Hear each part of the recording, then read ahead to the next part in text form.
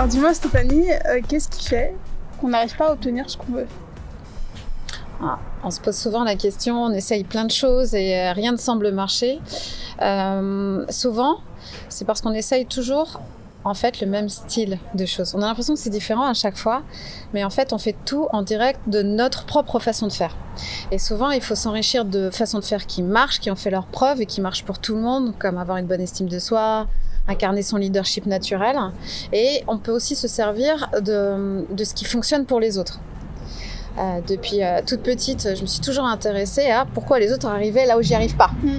Donc à chaque fois que j'avais quelqu'un qui avait réussi sur quelque chose où pour moi j'avais pas atteint l'objectif à atteindre, que je souhaitais, je lui disais mais comment t'as fait ? Pourquoi t'as fait ça ?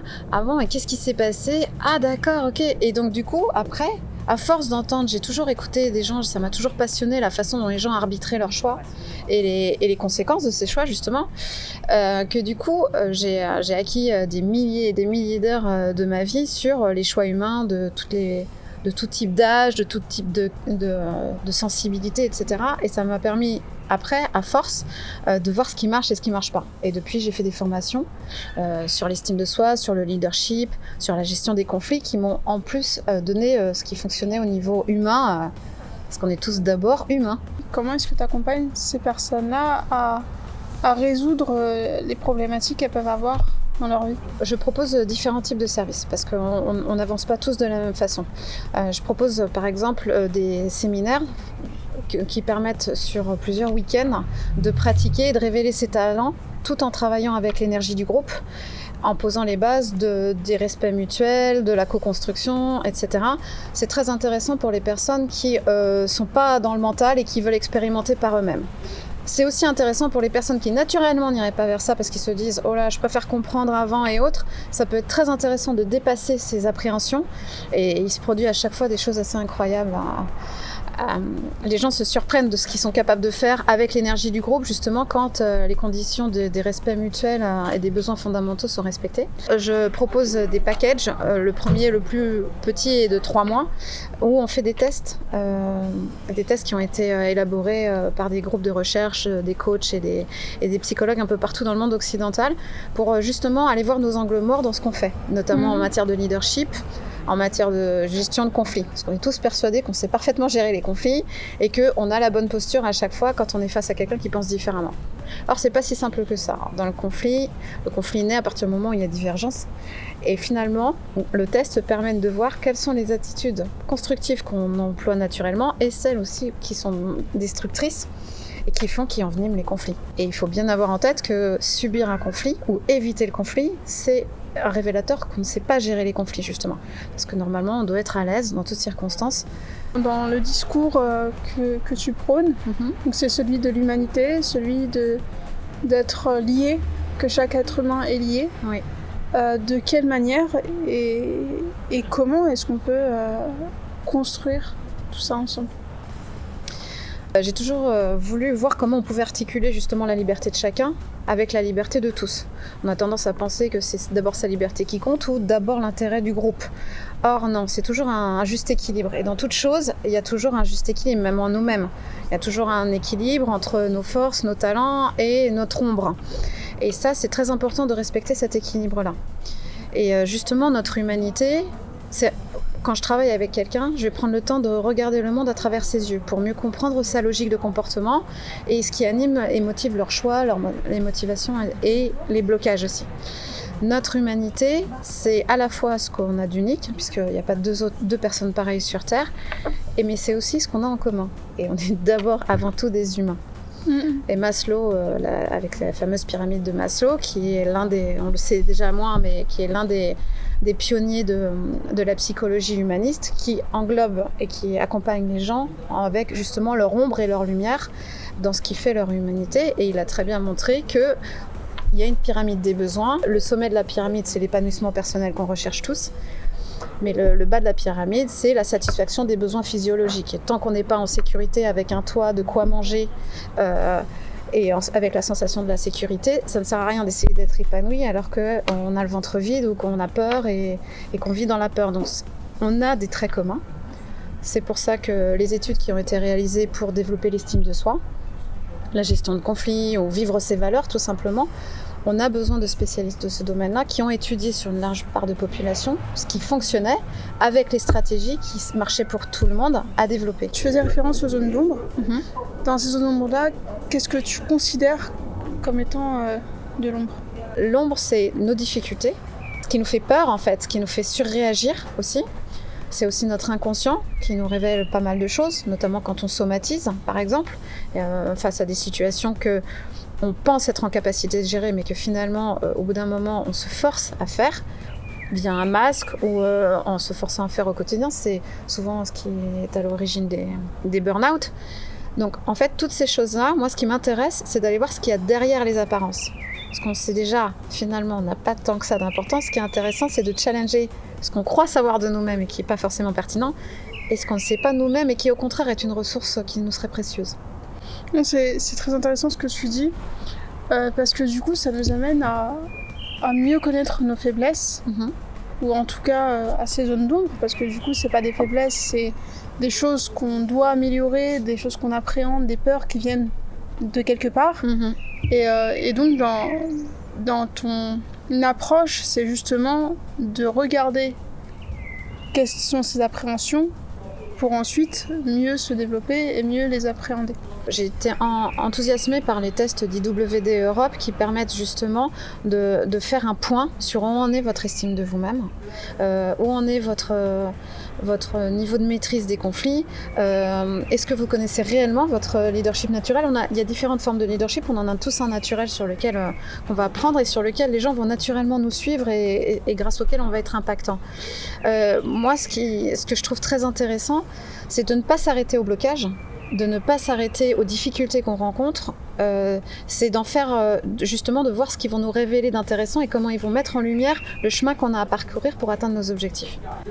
On mérite tous d'être heureux. On part pas tous du même endroit pour ça. On a tous été plus ou moins impactés par des épreuves. C'est aussi notre condition humaine. Et ce qui est vraiment intéressant, c'est que pourquoi on a tiré ce type d'épreuve ? Pourquoi on n'arrive pas à s'en sortir ? Et je gage que quand on comprend ça, à partir du moment où on arrive à inverser notre comportement dans ces épreuves-là, les difficultés qu'on rencontre ne sont en fait que des mises en lumière de ce vers quoi on peut tendre et comment on va y arriver justement. Et ça fait retomber notamment sur le leadership, la notion de leadership.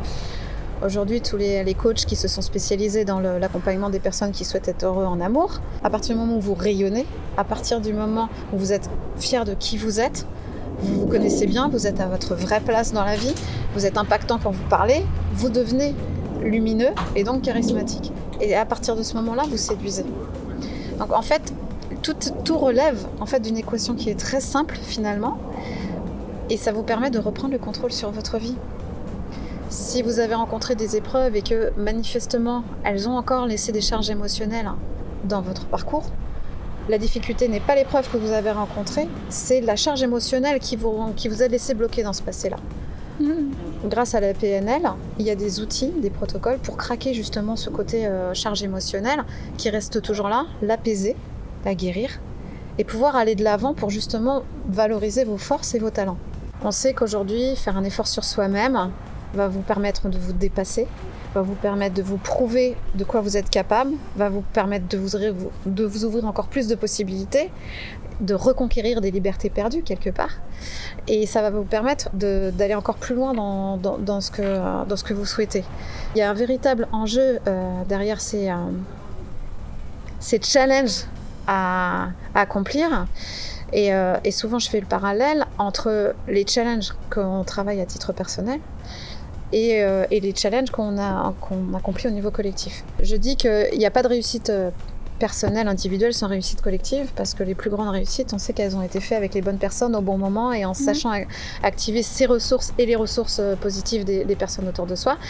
Et de même qu'il n'y a pas de réussite collective sans réussite individuelle. C'est pour ça que les entreprises qui essayent de leader derrière un objectif qui n'est pas partagé par tous ses membres n'arriveront pas à atteindre quelque chose de grand.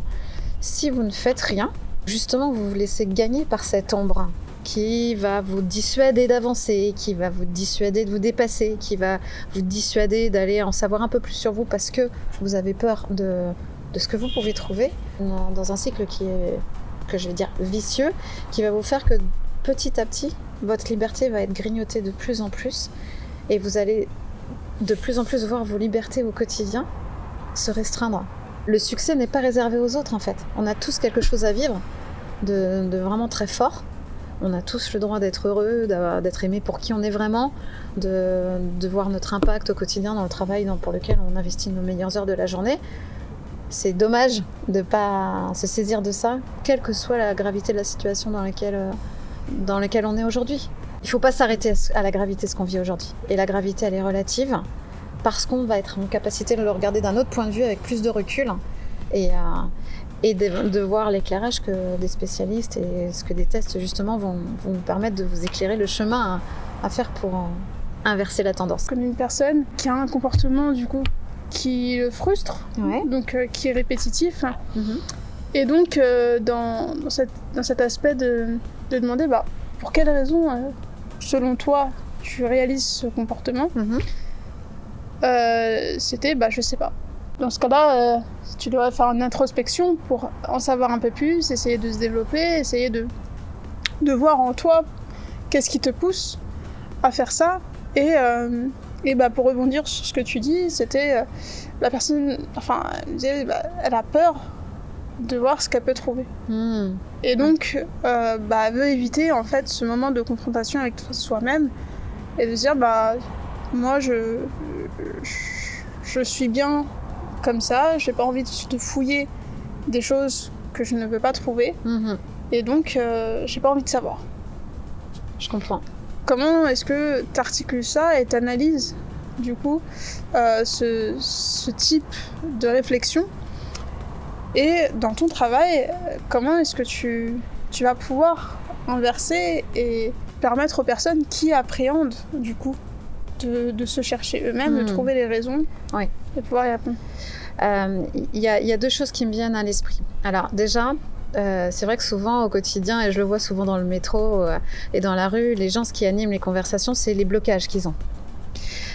Ils parlent des blocages avec des amis, mais souvent ils ne sont pas forcément prêts à assumer d'aller au-delà. Il faut qu'il y ait une vraie demande. C'est vraiment important parce que c'est la motivation à aller chercher qui va donner le courage d'affronter. L'expression populaire, c'est ces démons, mais c'est pas des démons en fait. C'est que là on touche, on retombe, et c'est souvent le cas derrière toutes les situations difficiles pour les gens. Il y a une question d'estime de soi. Pourquoi a-t-on peur de rencontrer des démons si on se regarde soi? On est tous importants, ne serait-ce parce qu'on est unique. Et on a tous quelque chose de fondamental à apporter au bon moment, au bon endroit, aux bonnes personnes. Donc il ne faut pas avoir peur de ce qu'on peut trouver en soi. Au contraire, on est d'abord quelqu'un de valeur, avant toute chose. Et c'est au nom de cette valeur-là, et chaque vie est précieuse. Et c'est au travers de tout ce que vous allez oser faire dans votre vie que vous allez justement pouvoir le constater, la valeur que vous avez justement. Donc par rapport à une personne qui dit « je sais pas » et qui se plaint, souvent le coaching est très intéressant, parce que quand quelqu'un vient nous voir avec une problématique, on ne va pas travailler sur la problématique directe, on va leur dire pourquoi c'est important pour toi d'atteindre cet objectif. Parce que souvent on se dit « ouais, j'ai envie de faire ça ». Mais en fait, c'est pas ça qui nous intéresse vraiment. C'est ce que ça va nous apporter de très important. Et c'est la motivation. Vous pouvez emmener... des gens peuvent se dépasser à partir du moment où ils font quelque chose qui a un sens profond pour eux-mêmes et qui leur apporte vraiment de la satisfaction ou de la joie, ou chacun ses moteurs. Intéressant, c'est que le blocage, il a un sens aussi profond. Ok. Et c'est la logique de la stratégie de survie.